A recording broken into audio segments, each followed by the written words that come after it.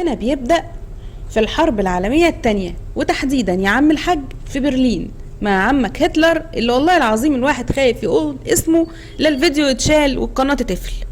بس ما علينا. بيكون عمك هتلر قاعد مع المستشار بتاعه وبيتكلموا عن النازيين، لحد ما فجأة كده بيصحى في أحد الحدائق، والغريب إن هو بيكون في الوقت الحالي اللي احنا عايشين فيه، وبيستغرب جدا في عدم وجود حرب وطيارات وقنابل ومفرقعات والحاجات دي كلها. هتقولي طب هم راحوا فين؟ هقولك يا باشا، الزومبي والقنابل والمفرقعات والحاجات دي كلها مغرقين الدنيا دلوقتي على قناة فيلم في حدوتة بتاعتنا، بس انت اللي مش متابع ومش بتتفرج. يعني يا جدع منزلك كل ده والدنيا والعة وانت مش متابع؟ يعني ينفع كده؟ ها عايز ايه تاني انت سعادتك؟ يعني قولي لو عايز حاجة تاني قولي. ادخل يا فندم اتفرج على القناة واعمل سبسكرايب ولايك وشير للقناة.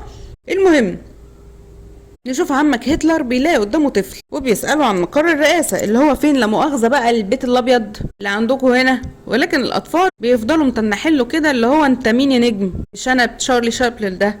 ولكن كان في واحد اسمه بيبان كده، وده كان مذيع وبيشتغل مراسل في احدى القنوات التلفزيونية، واللي قدر ان هو يلمح هتلر من بعيد وهو بيكون بيحاول يوصل للمقر بتاع الرئاسة. لكن اتفاجئ بكل الكاميرات دي حواليه، اللي هو يا نجم دي سبحان الله انا شايف واحد نسخة من هتلر معدي في الشارع، واكيد مش هيجي في بالهم يعني ان ده هتلر شخصيا، يعني صباح الفل. وبيفضل عمك هتلر مش مستوعب ومش فاهم هو في ايه يا شباب، لحد ما بيلاقي واحدة بتتكلم الماني فبيروح لها وبيحاول ان هو يستفسر منها عن المكان والحشتبكانات دي كلها. لكن الست دي عم الحاج اول لما لفت وشها شافته واتخضت ومسكت بخاخ ورشته في عينيه ووشه، وفضل عمك هتلر يصوت من الألم وبدأ انه يفقد الرؤية تدريجيا. ولكن يا عم الحاج بالرغم ده كله بيفضل ماشي وبيلوش لحد ما بيوصل لكشك جرايد وبيقرا التاريخ اللي مكتوب في الجرنان اللي في وشه، وبيتصدم لما بيلاقي التاريخ 2014. في اللحظة دي عم الحاج من كتر الصدمة بيغمى عليه، وعلى الجنب التاني بيكون فيه اجتماع في احدى القنوات التلفزيونية واللي هي كان ظهر فيها عمك هتلر من شوية.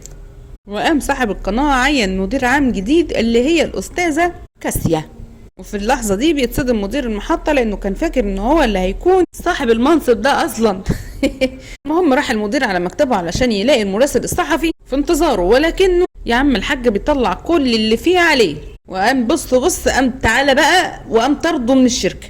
ومش كده وبس يا جدع، بوشكاش محفوظ بيضحي النهارده، طلب من الامن ان هم يرموه بره. وبنلاقي عمك هتلر لما فاق بيلاقي نفسه جوه المحل بتاع الجرايد بعد ما صاحب المحل اعتنى بيه وبقى جدع ابو الصحاب. واول حاجه عمك هتلر سالها له ان هو سال عن التاريخ، فالراجل رد عليه وقال له ان هم في 2014. صباح الفل يا عم الحاج. وقام صاحب المحل بجدعنته جاب شوكولاتايه كده لهتلر، فقام عمك هتلر مهدده وقال له ان دي لو طلعت مؤامره من المخابرات عشان يجننوه فهيكون جزاؤه هو وهما الاعدام شنقا رميا بالرصاص او في المحرقه. بيبدا عمك هتلر كده يتفقد في الشوكولاته بعد ما الراجل اساسا استغرب من كلامه. فصاحب المحل يا عيني قال له هو انت بتصور فيلم يا اسطى ولا فيديو تيك توك وعقباوي بقى والحاجات دي كلها ولا ايه؟ ولكن رد عمك هتلر وقال له لا، ان هو فعلا هتلر الحقيقي. فبيبدا عمك هتلر بقى ان هو يتفقد الجرايد وبيكون مستغرب جدا لان كل الصحف باللغه التركيه، وهنا بيسال نفسه هي تركيا كسبت الحرب ولا ايه يا جدعان؟ وانه بعد ما قرا الجرايد كده عرف ان عمتك المانيا لسه موجوده وانها خسرت الحرب بتاعته، ودلوقتي رئيسة ألمانيا تبقى واحدة ست أصلا، وعرف إن الحرب اللي هو عملها ما كانش ليها ميتين أي لازمة أصلا. ويفوق عمك هتلر بين الأوفر ثينكس اللي هو ده ويهز حيله وطوله ويقوم يساعده في البيع. فحس عمك هتلر كده بالإهانة اللي هو في إيه يا عم انت في إيه؟ ولكن بالرغم من ده كله قام معاه وراح واقف له بالزي العسكري اللي هو جاي بيه اصلا، ولكن صراحه كانت ريحته نتنه قوي كده. فعمك صاحب الكشك بيطلب منه ان هو يروح يتنيل يستحمى عشان ما تبعدش الزباين عننا بريحتك دي. وفي الجنب التاني المراسل اللي كان بيصور عمك هتلر قاعد مهموم كده من بعد ما اتطرد من شغله ودخل اوضته وقاعد، فدخلت عليه امه عشان تواسيه لحد كده يا جدع.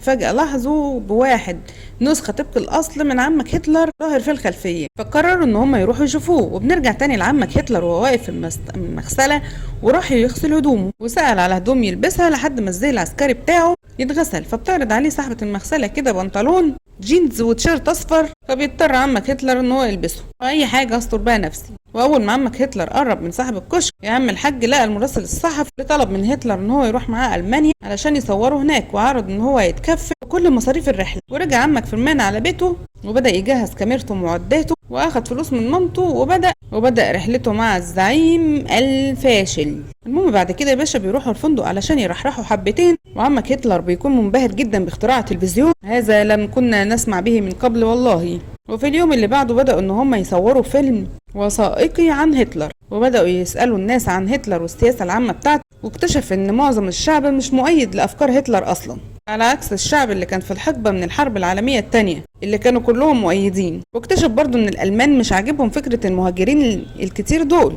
تستمر رحلة عمك فيبان وهتلر، وفي الطريق يحكي عمك هتلر عن قصة شنبه كده مع عمك فيبان، وبين عمك هتلر ان ده كان بسبب قناع الغاز اللي كان بيلبسه في الحرب، علشان يلبسه كان لازم يحلق شنبه بالشكل ده. المهم راحوا مزرعة كده على جنب الطريق، وكان في كلاب صغيرة بتلعب مع هتلر، وبيكون عمك هتلر حبيبهم جدا، لكن الكلاب في منهم واحد هعض عمك هتلر، وفي اللحظة دي طلع عمك هتلر مسدس وراح جاي قاتل الكلب، وبيضطر عمك فيبان هتلر وبيهربوا من المزرعة، وبيبدأ هتلر يتعصب عليه، فبيفان بيضطر ياخد منه المسدس بسبب تصرفاته دي. وفي الطريق بيتكلم عمك فيبان مع هتلر عن فلوسه اللي خسرها وازاي بقى يجيب فلوس تانية، وان كمان فلوس الرحلة خلصت وما بقاش فيه فلوس وعايزين فلوس تانية. فبيبدأ عمك فيبان انه هو يجيله فكرة ويستغل هتلر في الرسم، وفعلا بيبدأ الناس تعجب جدا بالرسومات وبتبدأ الناس تدفع فلوس، وبعد ما بيكملوا مبلغ حلو كده بيبدأوا يكملوا بيه رحلتهم. وفي الطريق بيتفرج عمك هتلر كده على الأماكن السياحية اللي في ألمانيا الحديثة، وبتخلص الرحلة وبيرجع عمك فيبان بالفيديو اللي صوره لمديره، وبيوري له كل المشاهدات المهولة اللي الفيديو جابها. بيقول له انهم عايزين يتواصلوا مع هتلر ده، وان هو بقى متقبل ان هو يرجع للشغل، يعني يرجع بقى يا باشا للشغل وعادي بقى مفيش حاجة خلاص محصلش حاجة. وفعلا يا عم الحاج عمك فيبان راح وجاب هتلر، لكن لما مدير المحطة كلم هتلر حس ان هو راجل مجنون، ولكن كان عمك هتلر اصلا سابهم واقفين يلوكوا كده، وراح عمتك كايسة اللي هي المديرة العام الجديدة للقناة وطلب منها انها تساعده وتكون حليفته ومنقذة لألمانيا. لكن يا عم الحاج بيكون عمك فيبان والمدير كي بيخرجوا هتلر، كأنه ساب اثر كده في عمتك كايسة. المهم طلبت من صاحب المحطة ان عمك هتلر يرجع ويطلع في برنامج تلفزيوني على الهواء، ولان المدير وعد عمك فيبان ان هو يرجعه الشغل، ولكنه رجعه كساعي شاي يعني اوفيس بوي. وطلب المدير من بنت كده انها تساعد عمك هتلر استخدام الكمبيوتر. فاستغرب جدا عمك هتلر لما سمع الاسم ده، ان ايامه الكمبيوتر ده كان جهاز عملاق اصلا، كان بيحتاج لمكان كبير قوي يتحط فيه. المهم عمك هتلر انبهر بالاختراع ده اللي هو بقى ايه ده فيه، والمهم ان وصلت بيه الحماسة والجرأة ان هو يصنفوا ان هو افضل اختراع في التاريخ. واي نعم هو افضل اختراع في التاريخ، لانه من غيره ما كانش هيبقى فيه يوتيوب وما كانش هيبقى فيه حد دلوقتي بيسمعني، بس في الاخر فستك. بدأت تعمل لعمك هتلر بريد الكتروني، ولكن بالاسم ده طلع فيه كتير مستخدمين اسمه. عمك هتلر بيتضايق جدا وبيقول ان ده اختلاس، وعلى الجنب التاني مدير المحطة بيجهز للبرنامج، ولكن غيرته من المدير العام بدأ يفكر ازاي يفكر انه يخلي الحلقة دي ازاي تضغط وتهاجمها الناس. اتفق مع المعدين انه يكون الطابع بتاع البرنامج العنصرية، انهم يوصلوا عمك هتلر ان هو يسخر من اللي ما يتسموش. بتبدأ الحلقة وبيدخل عمك هتلر وهو باصص في عيون الناس كده، وبعد ما بيكون الصمت عام على المكان فبيبدأ عمك هتلر ان هو يتكلم من دماغه مش من الورق اللي مكتوب له اصلا، وبدأ يتكلم عن مؤامرات وحاجات عجيبة كده وملهاش اي 30 لازمة، وبيوعد ان هو هيرجع ألمانيا عظيمة زي زمان. وبعد الخطاب القوي اللي هو عمله ده بدأ الكل يسقف تسقيف برافو عم هتلر عايش جدا. وطبعا شهرته زادت وبدأت الناس كلها تحبه، وبرامج كتير بدأت تعمل معاه لقاءات. وفي يوم كده بيقابل رئيس احدى الاحزاب السياسية، لكن عمك هتلر ما عجبوش كلامه فبيتعصب وبدأ ان هو يزعق. وعلى الجنب التاني استمر البرنامج بتاع عمك هتلر، وبدأ ان مشاهداته تزيد، وده طبعا عكس توقعات المدير، لحد ما جات للمدير فكرة كده ان هو يستخدم موضوع الكلب اللي هتلر قتله اثناء ما هتلر في برنامج، والمذيعة سألته اثناء لحظة قتله للكلب. والفيديو ده طبعا صدم الناس كلها، وبدأت الناس تبقى ضد هتلر، وبدأ طبعا هتلر يتعصب كده وبقى يجن جنونه، وبدأ يقول ان هو هيعمل ده مع المذيع ومع اي حد يقف ضده. وطبعا يا باشا لما زاد الجدل حوالين عمك هتلر اتطردت المدير العام زي ما المدير القديم ما كان عايز، وتعين هو بقى دلوقتي كمدير عام. وبعد كده عمك هتلر بدأ يتخفى عن العيون، راح عند عمك بيبان وبدأ ان هو يكتب كتابه التاني. وبمناسبة الكتاب التاني نروح احنا بقى على الجنب التاني، وبنتابع المدير الجديد والعاملين على القناة عشان يناقشوا الخسائر اللي حصلت. ولكن بيتفاجئ ان عدد كبير من الموظفين قدموا استقالتهم اصلا. بيعرض احد الموظفين فكرة كده بانهم يرجعوا برنامج هتلر من تاني، او هو بقى ده اللي جايب لهم مشاهدات.